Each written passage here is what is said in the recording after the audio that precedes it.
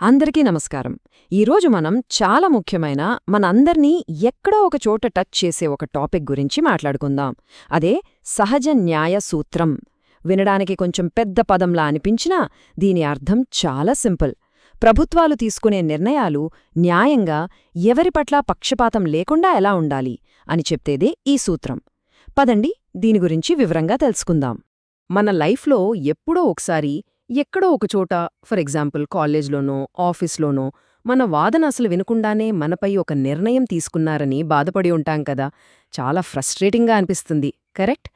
సరిగ్గా ఇలాంటి అన్యాయాలు జరగకుండా చూడ్టానికే మన పరిపాలనా చట్టంలో ఒక పవర్ఫుల్ సిస్టమ్ ఉంది. ఆ సిస్టమే సహజ న్యాయ సూత్రం. ప్రభుత్వ అధికారులుగాని ఇతర సంస్థలుగాని వాళ్లు తీసుకునే నిర్ణయాలు ఇష్టమొచ్చినట్టు అన్యాయంగా ఉండకుండా ఇది కాపాడుతుంది. ఇది కేవలం ఒక రూల్ కాదండి, ఇది ఒక మంచి పరిపాలనకు పునాది లాంటిది.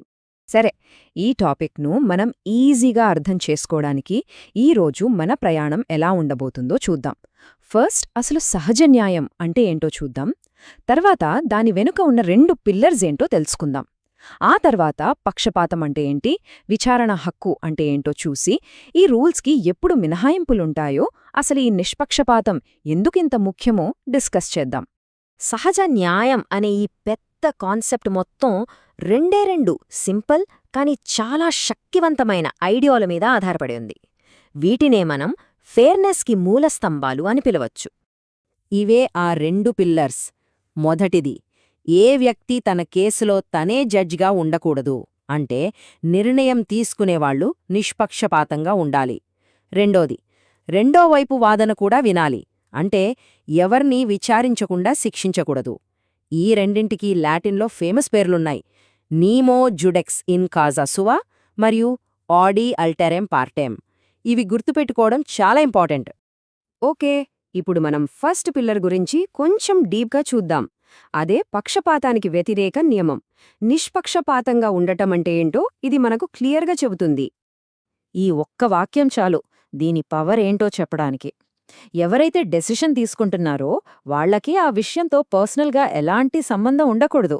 అప్పుడే ఆ నిర్ణయం న్యాయంగా, నమ్మదగినదిగా ఉంటుంది. ఇది ఫెయిర్నెస్కి బేసిక్ ప్రిన్సిపల్ అన్నమాట. అయితే ఈ పక్షపాతం అనేది ఒకే రకంగా ఉండదు. అది చాలా రూపాల్లో ఉండొచ్చు. కానీ ముఖ్యంగా మనం 3 రకాలని గమనించాలి. అవే ఆర్థిక పక్షపాతం, వ్యక్తిగత పక్షపాతం, ఇంకా విషయ సంబంధ పక్షపాతం. ఆర్థిక పక్షపాతం పేర్లోనే ఉంది కదా, అంటే డబ్బుకు సంబంధించినది.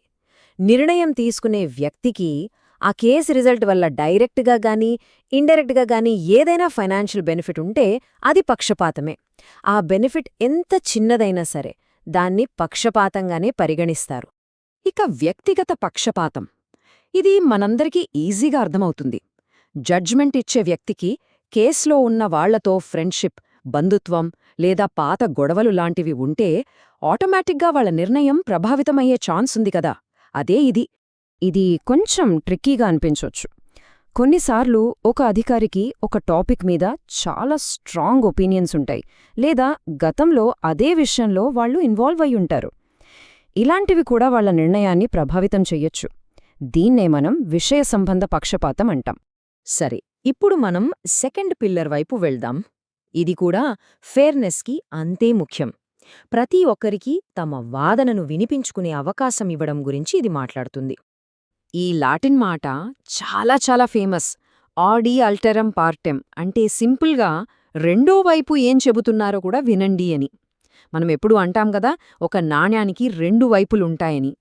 న్యాయంలో ఇది ఒక కంపల్సరీ రూల్ అన్నమాట. ఒక వ్యక్తికి తన వాదన వినిపించుకునే హక్కు ఇవ్వడమంటే అందులో కొన్ని స్టెప్స్ ఉంటాయి. ఫస్ట్, అసలు వాళ్ల మీద ఉన్న ఆరోపణలేంటో క్లియర్గా చెప్తూ ఒక నోటీస్ ఇవ్వాలి. తర్వాత వాళ్లు తమను తాము సమర్థించుకోవడానికి, సాక్ష్యాలు చూపించడానికి తగిన అవకాశం ఇవ్వాలి.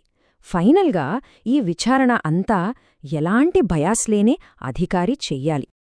అయితే ప్రతిసారి ప్రతి కేసులోనూ ఈ విచారణ హక్కు వర్తిస్తుందా? కొన్ని స్పెషల్ సిట్యువేషన్స్లో దీనికి కొన్ని మినహాయింపులు కూడా ఉన్నాయి. ఇది చాలా ఇంట్రెస్టింగ్ క్వశ్చన్ కదా. కొన్ని సందర్భాల్లో వెంటనే యాక్షన్ తీసుకోవడం చాలా అవసరం. అలాంటి టైంలో ఈ విచారణా ప్రాసెస్ అంతా ఫాలో అవ్వడం కుదరకపోవచ్చు. మరి ఆ మినహాయింపులేంటో ఇప్పుడు చూసేద్దాం. ఈ విచారణ హక్కుకు కొన్ని ముఖ్యమైన మినహాయింపులు ఉన్నాయి. 1. అత్యవసర పరిస్థితులు. దేశభద్రత లాంటి విషయాల్లో వెంటనే యాక్షన్ తీసుకోకపోతే పెద్ద నష్టం జరిగిపోవచ్చు. 2. ప్రజాప్రయోజనం. కొన్నిసార్లు ఒక వ్యక్తికి నోటీస్ ఇవ్వడం వల్ల పబ్లిక్ ఇంట్రెస్ట్కే డ్యామేజ్ అవ్వొచ్చు. 3. చట్టాలు చేసే ప్రాసెస్లో ప్రతి ఒక్కర్నీ పిలిచి విచారించడం కుదరదు కదా. 4. కొన్ని కాన్ఫిడెన్షియల్ విషయాల్లో విచారణ వల్ల ఆ సీక్రెసీ దెబ్బతింటుంది. ఫైనల్గా విచారణ ప్రాక్టికల్గా ఇంపాసిబుల్ అయినప్పుడు, ఫర్ ఎగ్జాంపుల్ వేల మంది మీద ఒకేసారి యాక్షన్ తీసుకోవాల్సి వచ్చినప్పుడు ఈ రూల్ని పక్కన పెట్టొచ్చు.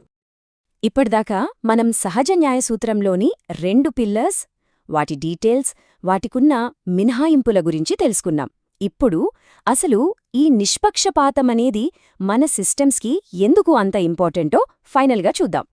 సింపుల్గా చెప్పాలంటే ఈ సహజ న్యాయ సూత్రాలు ఒక రక్షణ కవచం లాంటివి. ఇవి అధికారులు తమ పవర్ని మిస్యూజ్ చేయకుండా ఆపుతాయి, సామాన్యుడి హక్కులను కాపాడతాయి, అన్నిటికన్నా ముఖ్యంగా మన ప్రభుత్వ వ్యవస్థల మీద ప్రజలకు నమ్మకాన్ని కలిగిస్తాయి. ఇదే కదా ప్రజాస్వామ్యానికి అసలైన బలం. ఒక్కసారి ఆలోచించండి, మనం తీసుకునే నిర్ణయాల్లో ఫెయిర్నెస్, నిష్పక్షపాతమనేవి లేకపోతే మన సమాజం ఎలా తయారవుతుంది? సిస్టమ్ మీద నమ్మకం పోతుంది, అంతా గందరగోళంగా మారిపోతుంది. అందుకే ఈ సహజ న్యాయ సూత్రాల గురించి తెలుసుకోవడం, వాటిని మనం వ్యవస్థల్లో పాటించేలా చూడటం మనందరి బాధ్యత.